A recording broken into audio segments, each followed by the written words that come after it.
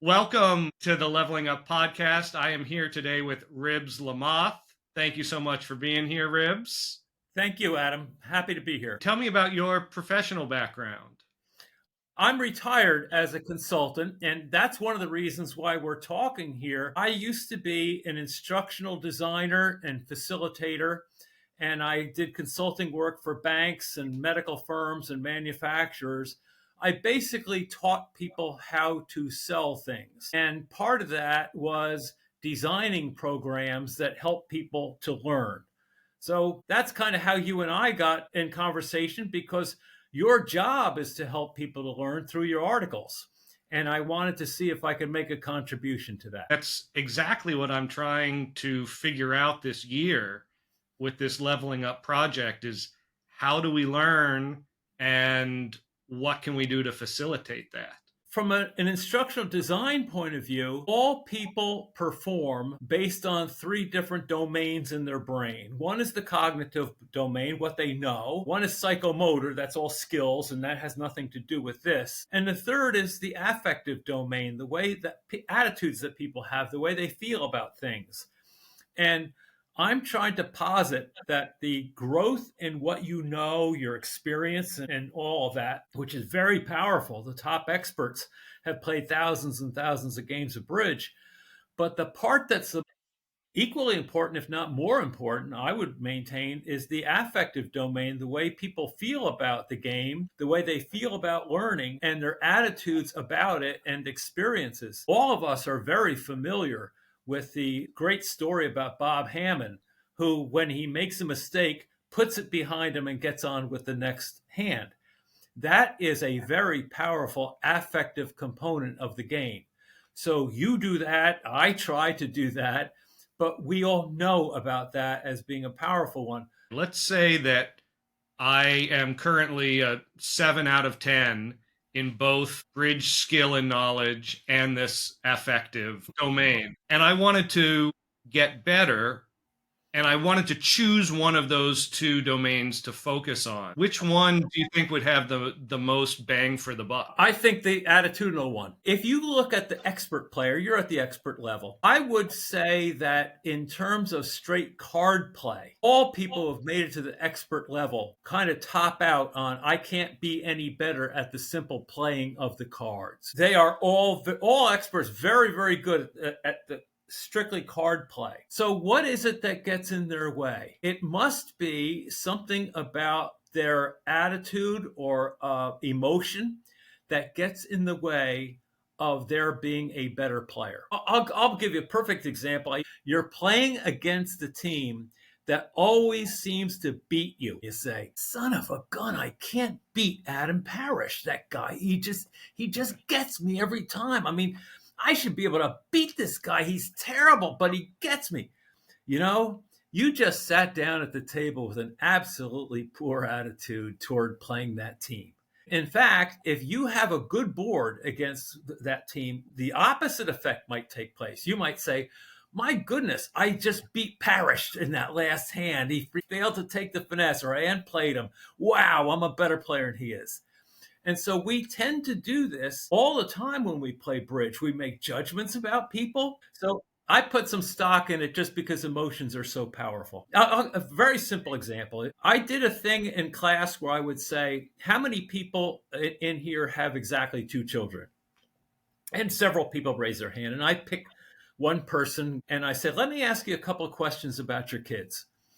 What are they, boys or girls? Are there one boy, one girl? Okay, and how old are they?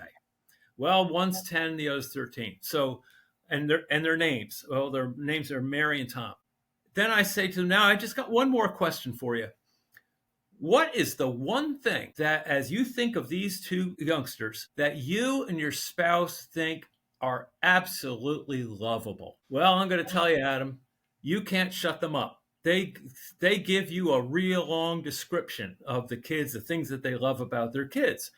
And when they get done, I stop and I say, we're going to go back over these 2 people and the questions. I want to debrief it. The first 3 questions I asked were what? What were they? Well, their age, their name, and their sex. And what domain of the brain did they get that information from? Well, they got it in the cognitive domain. That's purely factual. Correct. Now I ask one more question. What was it? What's lovable about your kids? What happened then? I couldn't shut the guy up. He talked and talked and talked. The affective domain took over there. It captivated him, and he talked for a long time about how much he loves his kids. The affective domain is extraordinarily powerful. There are a number of little tiny tips. Here's one. Let's suppose that the guy on your left opens the bidding 3 diamonds. All right, how many diamonds does he have, Adam? Just guess. He probably opens 7. He probably has 7. Now, you don't know that he has 7, right? But here's this. This is attitudinal. Pretend he has 7. I talked to Kristen Onsgaard one time. We were talking about the differences between intermediate and advanced players. And she said, the advanced player is capable of visualizing the opponent's cards. And I thought that that was a really good assessment. If I were going to separate the intermediate player from the advanced player, I'd say the advanced player has learned to picture the opponent's cards. But what you do is you extend that and you say, I'm going to say to myself that he has 7 diamonds and he's 2, 2, 2 in the 3 other suits. That's even less likely. In fact, very few of those hands are 7, 2, 2, 2. But start there. And here's my logic in this. Let us suppose that you take a test in school. You're in college and there's 20 questions on the test and they all count 5 points. You miss 2 questions. You walk out of the test, you say, I aced that one. I got 100. But you missed 2. You get the grade back, you got a 90. 2 are wrong. Well, what is your attention riveted on right now? What are you thinking about? The 2 you got wrong.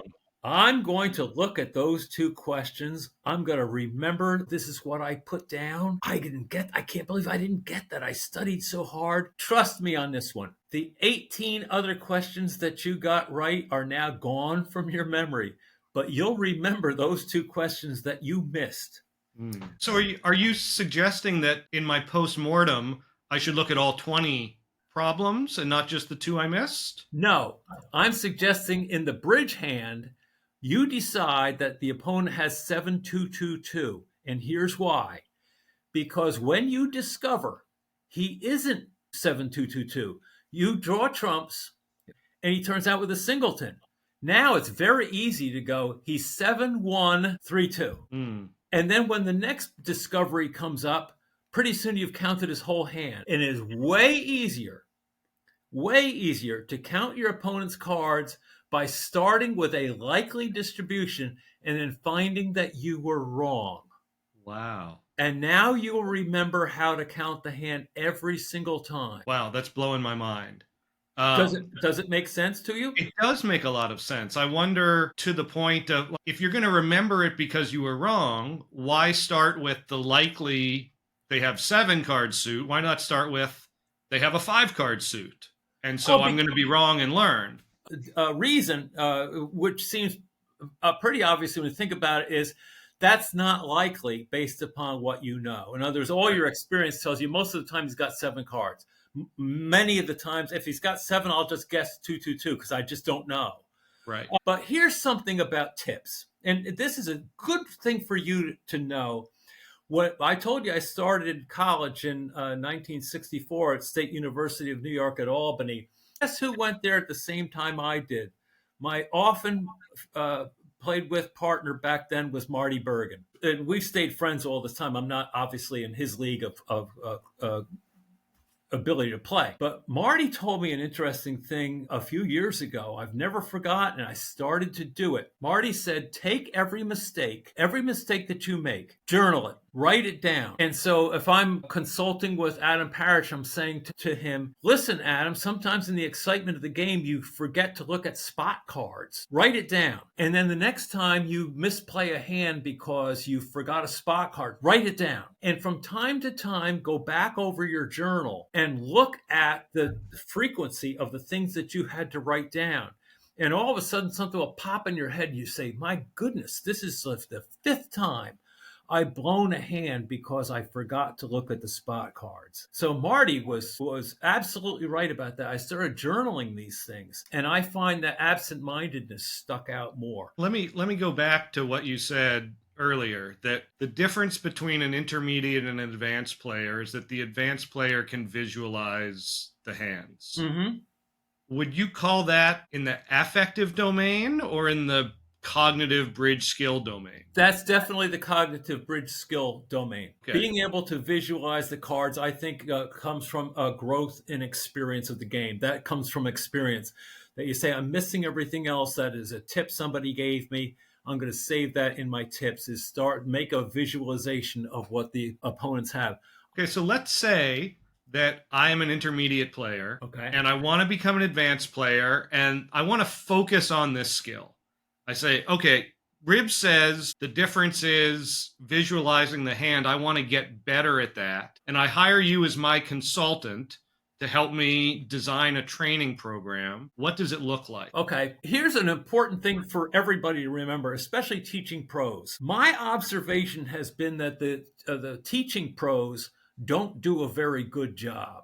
What many of them do is that they play the hand with the person, and when they get all done after the round, they tell the guy what they did wrong. But the trick in helping people cognitively is testing and repetition. So if you're in the classroom and I'm teaching the classroom, an academic thing is purely cognitive, right? So the only way I can figure out if you learned it is if I give you a test, right? You're not going to learn anything by me telling it to you over and over again. The real learning part of the cognitive domain is being tested. So it's a common phrase in instruction to say, the evidence of learning is a change in behavior. And the only way I can tell your behavior is changed is if I test you on it. Well, I can test you by letting you play more bridge, of course, but I should be able to come up with some tests where I show you a hand and I give you some of the bidding, and then I ask you questions about that when I get to the end. And now I can test you. And I can say to you, you got 4 out of 8 of them correct, Adam. I'm going to test you again about this next week. Let's see how you do. I'm going to bet you money that if attitudinally you are interested in learning, you will get a better score the next time. And the reason that test would be important or a good learning tool is you are away from the pressure of the bridge table when there's 1,000 other things on your mind. I can test your competency in an isolated environment where there's no emotion involved at all. What if you don't have a coach? What if you're trying to do this on your own? Not everybody has a coach, and not everybody can afford to pay a coach. But you and I have seen this written about everywhere that people give advice, and it's always the same. Get to play with a better player. Now, the fact of the matter is really good players don't want to play with turkeys like me, and I can't always get to play with real good players. I get to play with Norman Beck, who's an expert player, simply because we're friends, and he has an interest in learning as well, and he's a fabulous teacher. But you can't always do that. I think if you're a good person, you show some aptitude and some interest in learning the game, and you ask a better player and admit, look, I'm not as good a player as you. I could learn from you. If you ever are looking for a game, please ask me to play. I'd love to play with you. Okay. You said before that a lot of the teaching pros aren't doing it right because they see their partner make a mistake. They tell them what the mistake was, right? What you start out always in debriefs with somebody who's learning is, let's start with the things that you did well. You start out by saying, look, let's put all the stuff aside. There were mistakes, of course, and we'll work on those.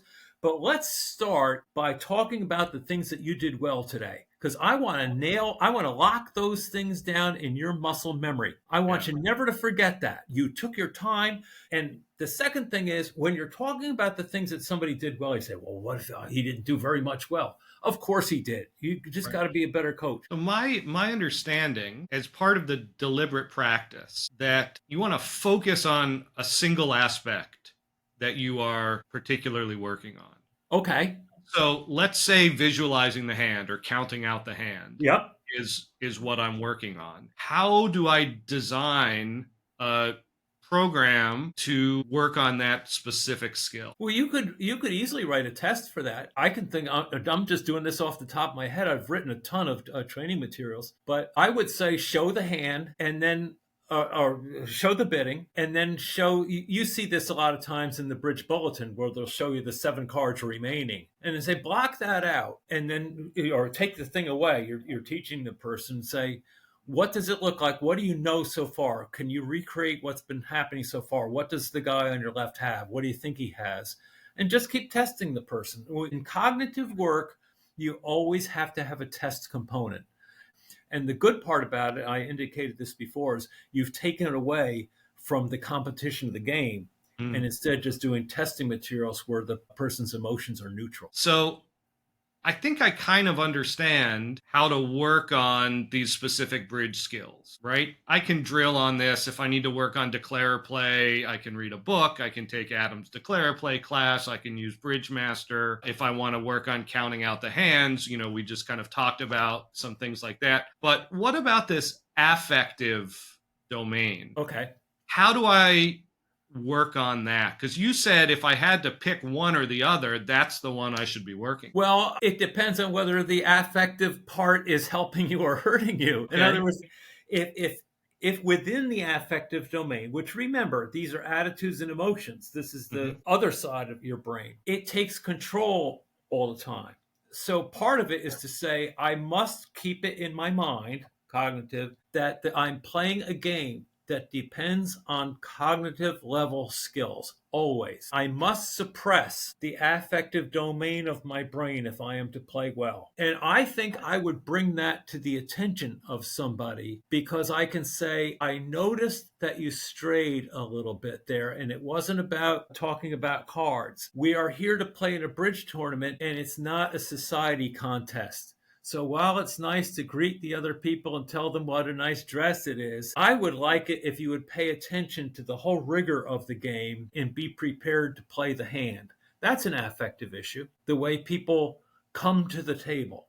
And we hear that. We say he comes to the table prepared to play. So I shouldn't be friendly?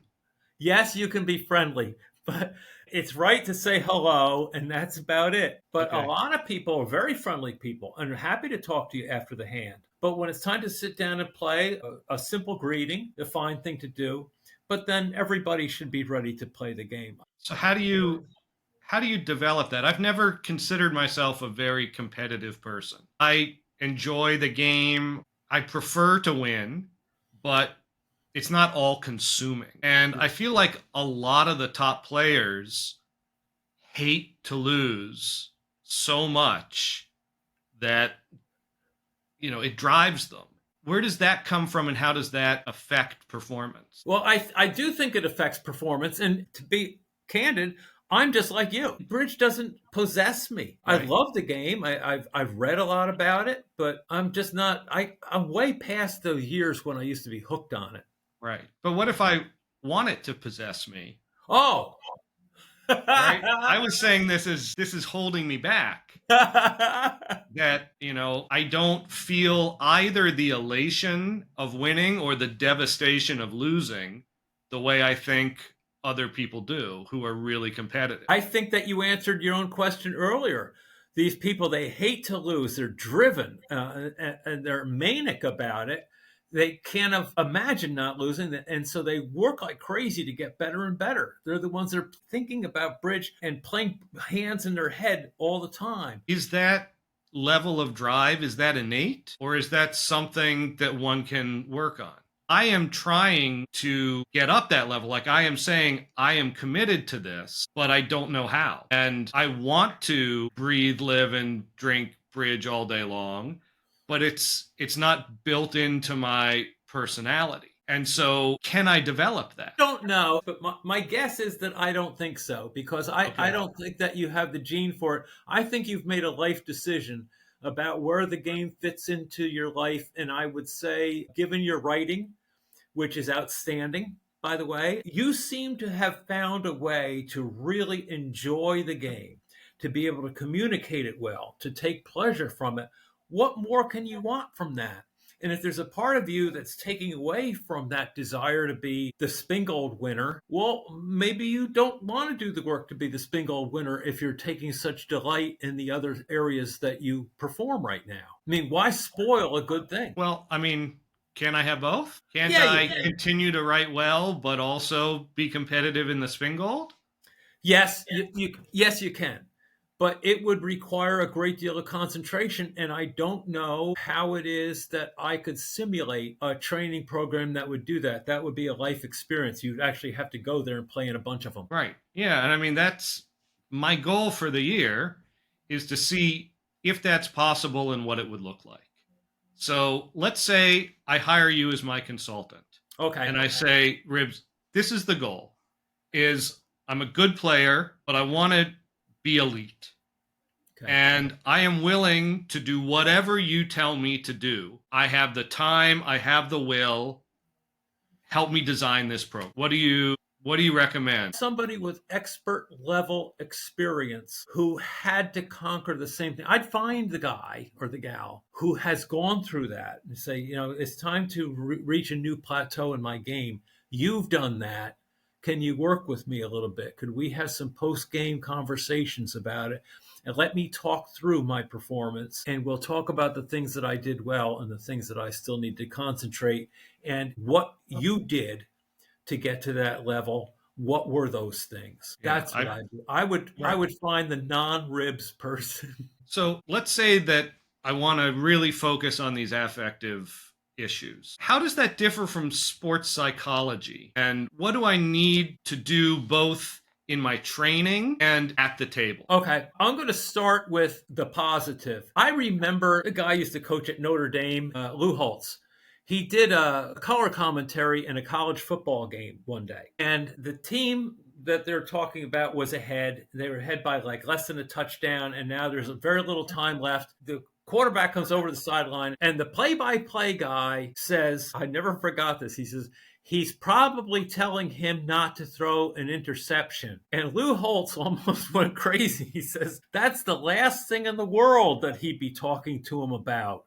You don't tell the guy about all the things that could go wrong.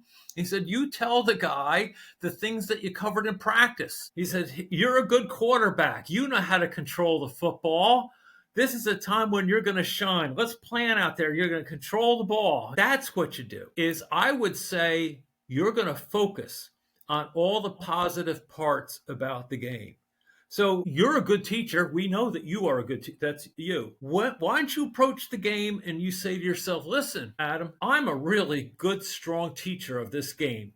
I understand it clearly. I've been successful at it.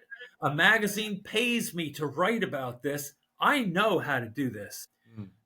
That is a mindset that you have going into the game that would be very important for you to develop if you want to raise your game. Say to yourself, I want to be the guy that learned from Adam Parrish. It seems like a simple thing, but that's a huge part of your mindset being a teacher. Let's say that I draw the nickel team in the spin gold. I'm a huge underdog. It's impossible for me to imagine going into that match not realizing I'm an underdog. Like, am I supposed to go in saying these guys are chumps, I can beat these guys? No.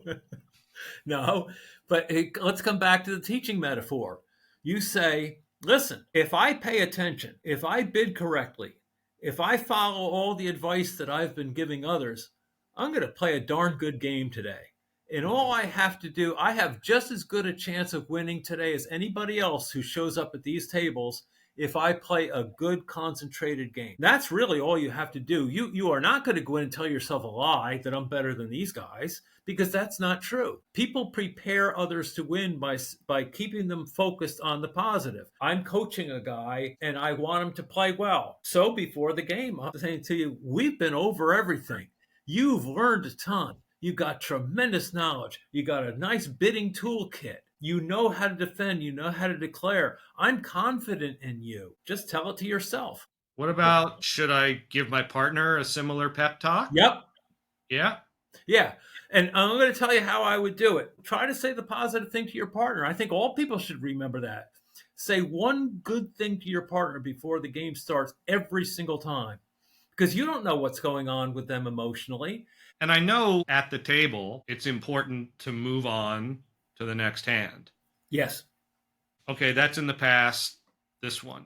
Yeah. But that's really hard to do, especially when you've just done something really dumb. So are there tools or suggestions practically to I just miscounted trumps and went down in a slam. I know I'm supposed to pick up the cards, focus on this current hand, but I can't stop thinking about how I just let my teammates down and blew 13 imps, and I'm an idiot and I shouldn't ever play bridge again. Here's what I did. I don't know if this works, but because I'm so bad at this, the reason why we talked about this is a Bob Hammond trait that everybody admires. I tell my partner, if you ever see that I'm doing that, stop me.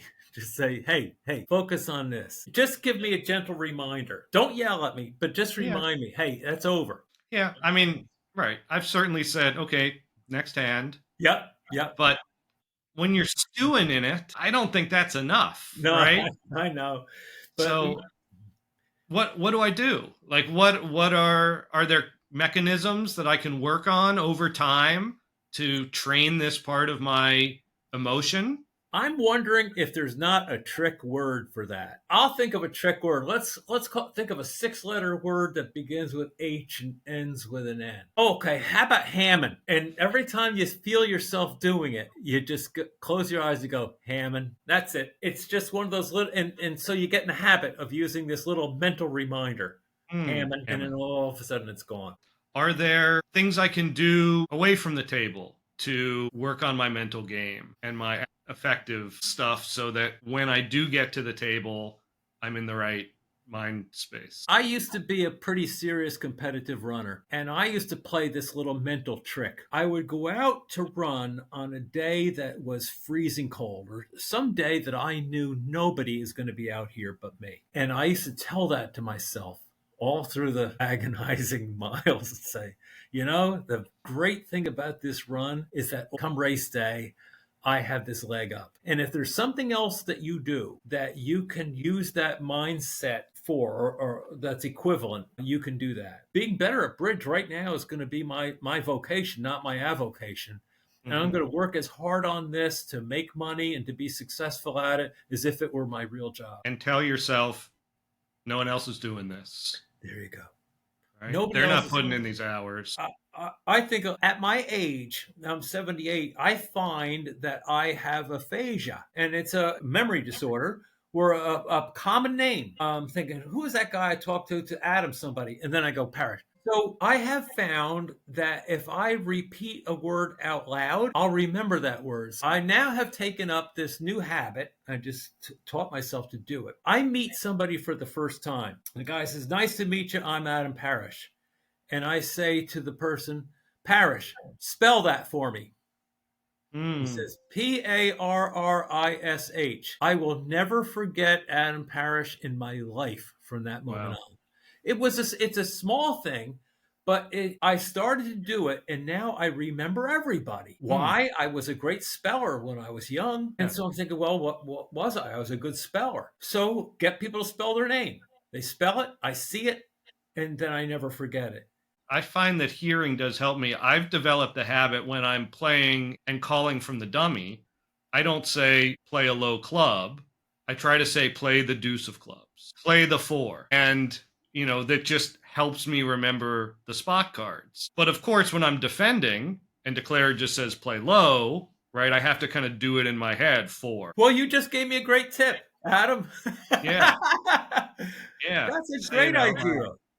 I love it. I never thought to do that. I'm going to start doing that now. Yeah. Okay. Well, I taught you something today, too. See? So in addition to every month, I get something on the podcast. Do you have any sort of training regimen that you do for yourself? It sounds like you're a more casual player. I am. But it sounds like you read a lot. Yes, I do.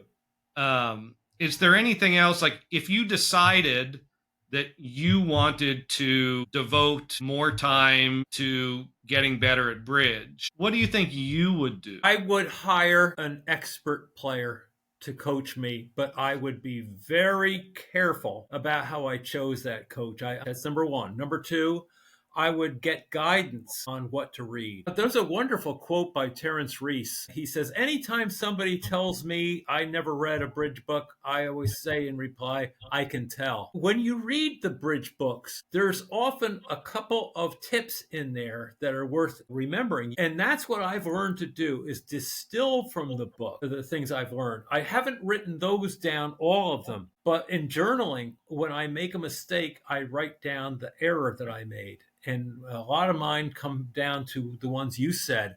I'm not paying careful enough attention to the spot cards, which tell a story of their own. And so that's it. And sometimes I will forget a very, very easy convention that I should have remembered. Let me share something that I did that was really stupid recently. And I'm curious where the fault lies, whether it's in the bridge, whether it's in this affective thing, whether it's just in concentration. But I had Queen Jack.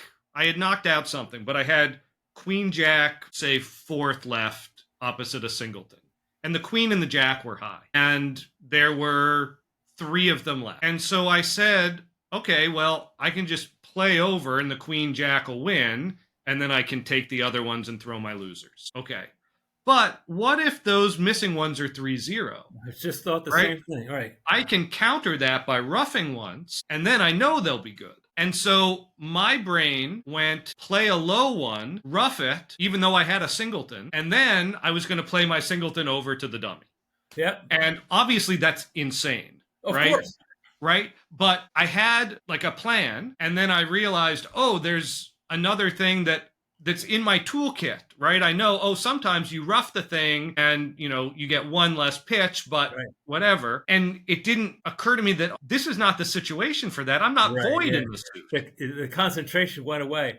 Yeah. Where does that fall and how does one remedy that? Is that laziness? Is it a lack of concentration? What's going on there? I call that a lack of concentration. I think we all have these mental concentration lapses. Yes. I'm glad to hear that you have them. I do. Yeah.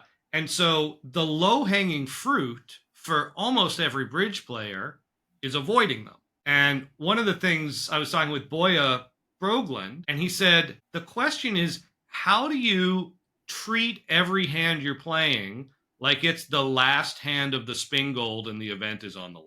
Ah. Right? Because in that case, you're going to double and triple check. Yep. Right? Yep. How do you get yourself into that mental space? How do you avoid these lapses in concentration? I don't know the answer to that, but I will tell you that was a wonderful comment by him, because that's the way experts play. And many times people have said this to me. Other experts have said, I don't play much better than you do. The difference in my game and your game is that I don't make the mistakes. People have told me this over and over again. We are the intermediate players. We're the mistake makers. And I sure fit into that category. Yeah, bridge is a game of mistakes. It's just as you get better and better, your mistakes get better. Yeah. Right? Your mistake is, I missed this double super upside down spiral space. Right? But it's not, I miscounted trumps. That's right. Or, I didn't notice that my 6 was high. So I think for every bridge player, finding a way to avoid these silly mental lapses of concentration would be the first thing to really make them better. I think so. I have to agree with that. Sure. You look back and say, boy, was that dumb. And I shouldn't do things that are dumb. Right. We all finish a session and there's 2 or 3 just blatant zeros when you're like, I miscounted key cards. Mm-hmm. Or why would I overcall with that? That was crazy. Or, I forgot we were playing Bergen. Or, whatever it might be. Yeah. And so one of the things I'm really interested in, is there something one can do either in the training away from the table or the psychology at the table to prevent or at least decrease those? Yeah. Well, you've hit on the things to do. I think the trick is remembering to do them. We have mnemonic devices and stuff like that might work. You might say, when I'm declare, I always use this mnemonic. when I'm about to draw a trump, I use that mnemonic, and you get in the habit of doing that every single time. But you've just listed a number of errors that I've certainly made a number of times, more than you. And often for me, it's also you make a bid and then you think of, oh, I forgot this other bid that would have been better, right? Oh, I forgot we're playing fit showing jumps, and jumping to 4 clubs would have been Yep. even better. Well, I do that every day. Yeah, yeah, we all do. So I guess for the remedy for that is every time you make a bid, you say, I'm going to overcall 2 hearts now. And if you just pause a second and think, there may be a better bid than that 2 hearts. Every time you think you've got this great bid, you're just about to make it, you're about to turn that card over, just say, I'm not in any hurry here. There might be something else. I missed an obvious Michael's bid that way. I overcalled 1 spade when I had spades and clubs. The guy opened a heart. Bad hand. I like the idea of some of these mnemonics, right? I really like the Hammond one, right? I'm steaming Hammond. Yep. Just say Hammond. Right. Thinking, is there another bid that's better? Mm-hmm. And it's like online when you have the option of confirming your bid, right? You click on 1 heart and then you have to hit OK. Yep. Maybe using that as a method to reinforce this and say, I'm double checking. Yeah, I'm going to try that. I'm going to turn on, because I hate it. I hate the, I have to approve it. I have it on there all the time, and I tell my partners, don't, please make sure you have that on there. Take your time. Yeah. But, and when I do have it on, I usually just automatically 1 spade, okay, right? I'm not thinking. But maybe, having that second click to say, are you sure, right? Like on Who Wants to Be a Millionaire, they would say, is that your final answer? There you go. This was fantastic. Ribs, thank you so much. I feel like I learned a lot, and this is going to be really helpful for a lot of my listeners. I hope so, Adam. And I've made a new friend today. Thanks very much. Okay. Thanks, Ribs. Bye.